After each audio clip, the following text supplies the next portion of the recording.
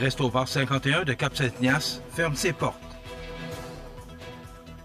Cale sèche du NM Grue des Îles, reprise du service maritime fin avril entre l'île aux Grues et Montmagny. Des fermes de chez nous à l'avant-garde contre les changements climatiques.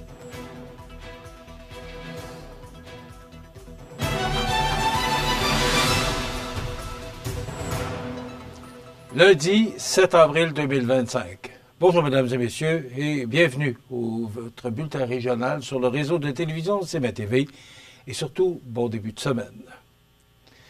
C'est avec une grande surprise que nous apprenions via la page Facebook du Resto-Bar 51 que l'entreprise cessait ses activités mercredi soir au même moment de l'annonce de la fermeture définitive de l'entreprise.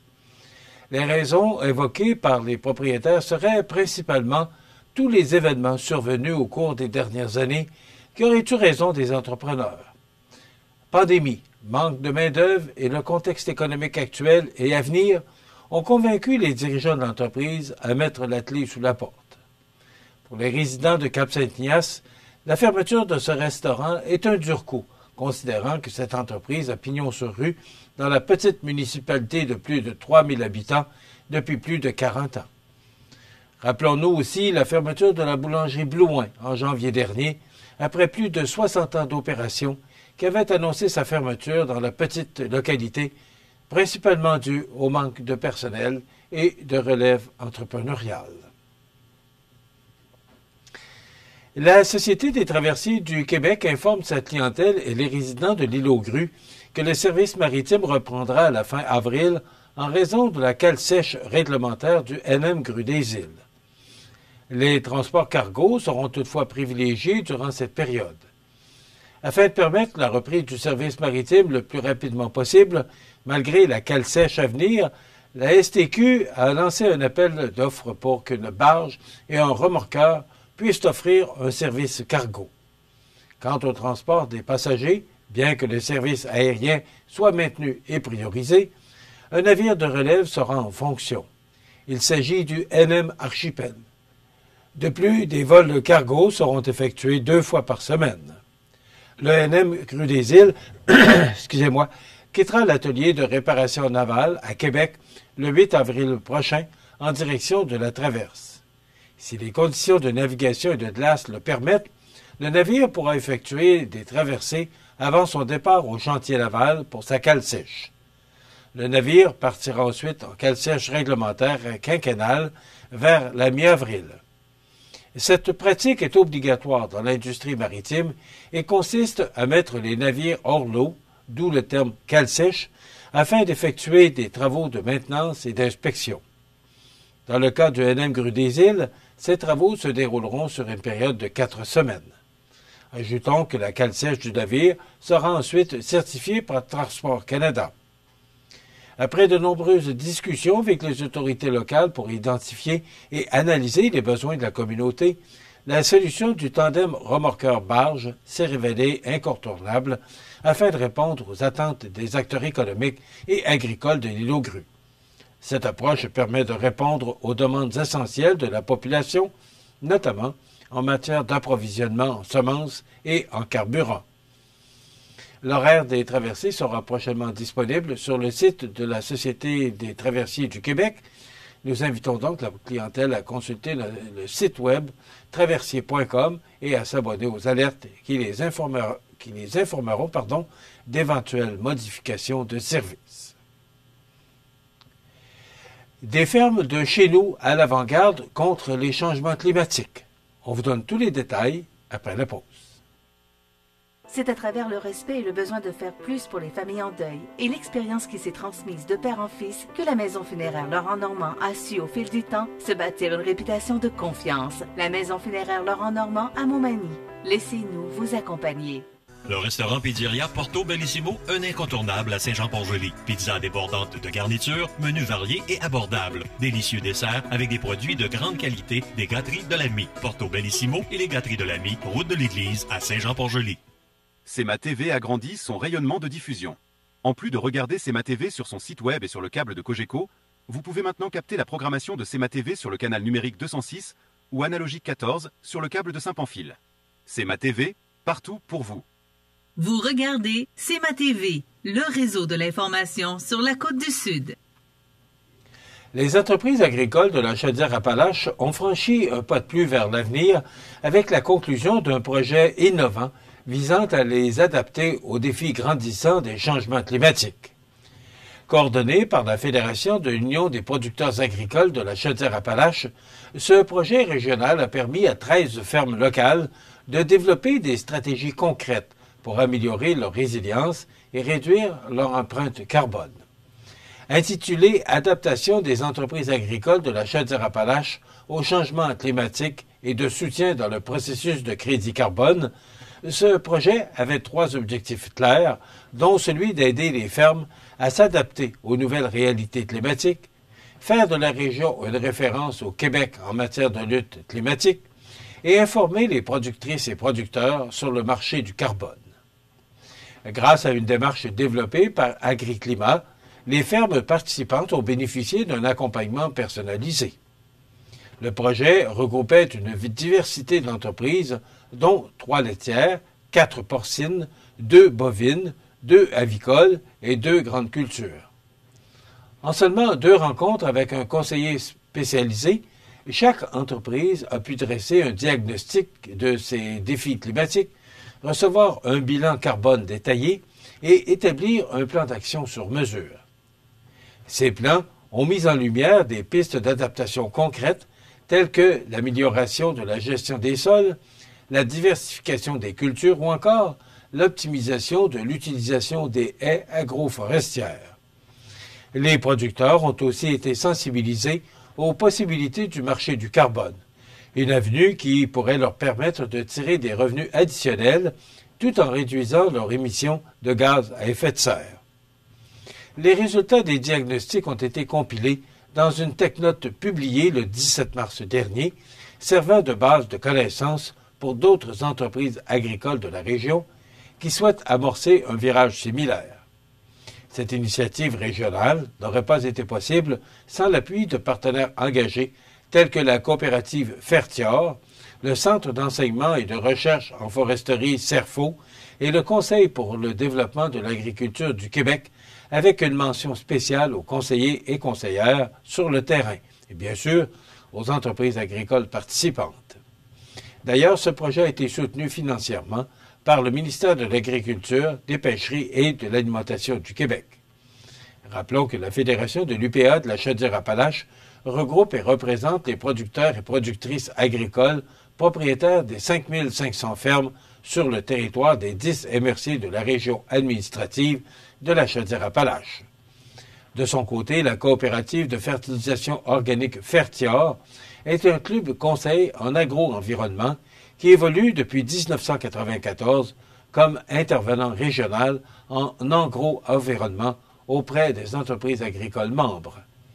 Les professionnels de Fertior accompagnent, stimulent et guident le producteur dans l'ensemble de ses besoins reliés à l'augmentation de la rentabilité de sa production par des méthodes novatrices, tout en prenant en compte les différentes réglementations et préoccupations environnementales incontournables à tout producteur.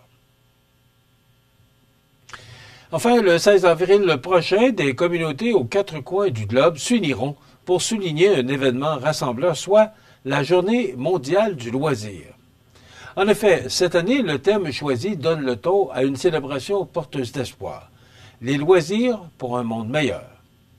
Derrière ce thème inspirant, un message fort confirme que les loisirs ne sont pas de simples passe-temps. Ils jouent un rôle clé dans notre bien-être mental, physique et social. Qu'il s'agisse de renforcer la résilience, stimuler la créativité, favoriser la santé mentale ou encourager l'engagement communautaire, les activités de loisirs sont un moteur de changement positif dans nos collectivités. L'Organisation mondiale du loisir, en partenariat avec le Conseil québécois du loisir, propose cette année une trousse promotionnelle haute en couleurs disponible en français. Cependant, la célébration ne se limite pas à une seule journée. Tout au long du mois d'avril, les citoyens, les organismes, les écoles et les municipalités sont invités à organiser des activités, petites ou grandes, en présentiel, en ligne ou en mode hybride.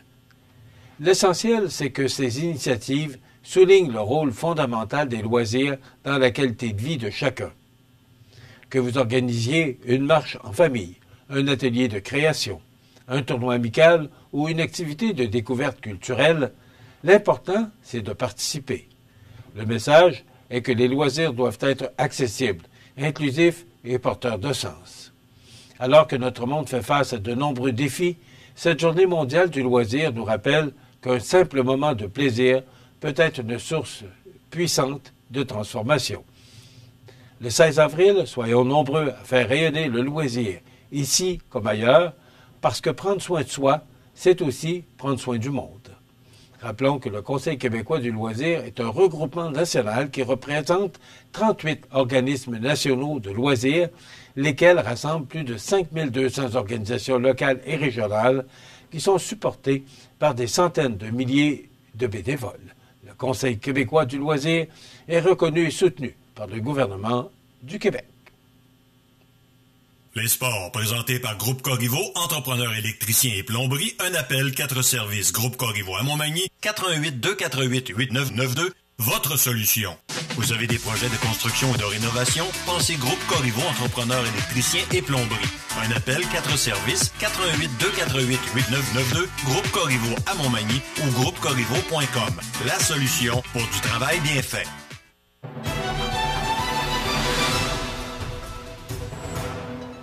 Au sport, 4 parties ont été disputées en grande finale de la Ligue de hockey Côte-du-Sud au cours du dernier week-end.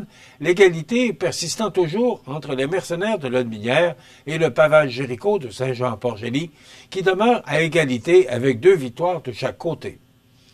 L'action s'amorçait vendredi soir au centre récréatif de Saint-Gilles avec la présentation du match numéro 3 devant une excellente foule de 777 spectateurs. Et, comme le vendredi précédent, devant leurs partisans, les Mercenaires ont signé un gain de 4-3 en temps régulier, prenant alors les devants 2-1 dans cette série 4-7. Et si le match numéro 3 a été des plus serrés, il en fut de même, sinon davantage, lors de la rencontre numéro 4 présentée au Centre Rousseau de Saint-Jean-Port-Joli. Après avoir comblé des retards de 2-1 et 3-2, le Pavage Jéricho s'est imposé 4-3 en prolongation, créant ainsi l'égalité 2-2 dans la série. Soulignons l'excellente performance du gardien Félix-Antoine Leblond, qui a repoussé 37 des 40 tirs des Mercenaires vers sa cage pour ainsi signer la victoire. Son vis-à-vis, Ludovic Boisvert, qui a fait face à 33 tirs dans la défaite. Cette série finale 4-7 se terminera le week-end prochain avec la tenue de 3 rencontres en 3 jours, advenant qu'un match numéro 7 soit nécessaire. Vendredi soir, les 2 équipes s'affronteront à compter de 21h au centre récréatif de Saint-Gilles et le lendemain, le match numéro 6 aura lieu au centre Rousseau de Saint-Jean-Port-Joli à compter de 20h. Si un match numéro 7 devait s'avérer nécessaire, il aura lieu le dimanche 13 avril à 15h à Saint-Gilles de Lotbinière. Et soulignons, oui, en terminant, ce n'est pas très régional, mais quand même, c'est digne de mention que Alexander Ovechkin a réussi l'exploit hier. Il a compté son 895 buts, battant le record de Wayne Gretzky. Ce but a été compté contre les Islanders de New York hier après-midi. Voilà ce qui complète. Victoire également 2-1 du Canadien de Montréal hier contre Nashville. Et voilà, là c'est vrai, ça complète votre bulletin d'actualité de ce lundi 7 avril. Dans un moment, les prévisions de la météo et l'état des routes. Voilà, c'est tout pour l'instant. Bonne journée et bon début de semaine, mesdames et messieurs. Pour rejoindre la salle de nouvelles de CMA-TV, nouvelles au pluriel @cmatv.ca ou encore 88 241 13 13 poste 226. Les prévisions de la météo. Une présentation de Promutuelle Assurance Montmagny-Lillet. Toujours à l'écoute de vos besoins.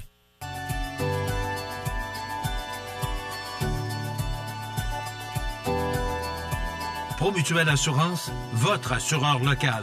88 248 7940. La la la la la la la.